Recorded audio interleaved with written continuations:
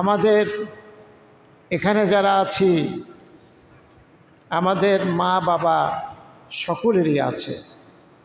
আল্লাহ পাক আমাদের অনেককেই সন্তান দান করেছেন, ছেলে মেয়ে দান করেছেন। আমরা নিজেরাও হয়তোবা কারো মা বাবা, কারো বাবা, বাড়িতে আমাদের সহধর্মিণী যিনি আছেন তিনি কারো মা, অথবা এখানে এসেছি এমন যারা আছি তাদের সন্তান হয়তোবা এখানে আসেনি। এই রকম সন্তান মা বাবা পৃথিবীতে আগেও ছিল, এখনও আছে। কিন্তু এমন দুজন মা বাবা আর এমন একজন সন্তানের ইতিহাস খুব কমই পাওয়া যায়, যাদের কথা সূরা সফ এর মধ্যে আল্লাহ পাক বলেছেন। আল্লাহ এভাবে কথা শুরু করেছেন, ফালাম্মা বালাগা মা হুসাইয়া, যখন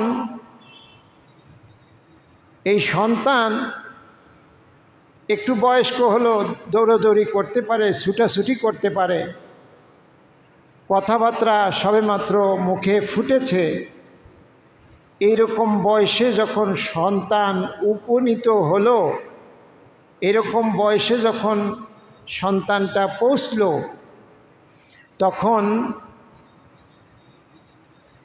বাবা বলতেছেন, আমি রাতের বেলা স্বপ্নে দেখলাম যে আমি তোমাকে জবাই করছি।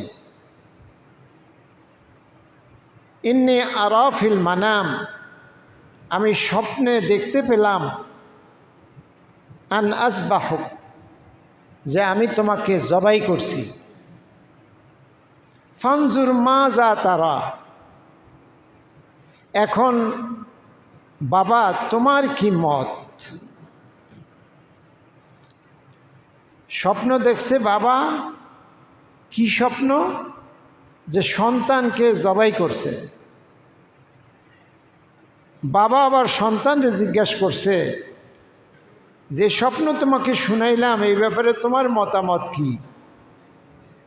বাবা কিন্তু এটা বলেন নাই যে রাত্রে আল্লাহ আমাকে তোমাকে জবাই করার জন্য, কোরবানি করার জন্য আদেশ করছে, এ কথা বলেন নাই। আর আল্লাহ সরাসরি দিনের বেলা আদেশও করে নাই। স্বপ্নের মধ্যে আল্লাহ দেখাইছে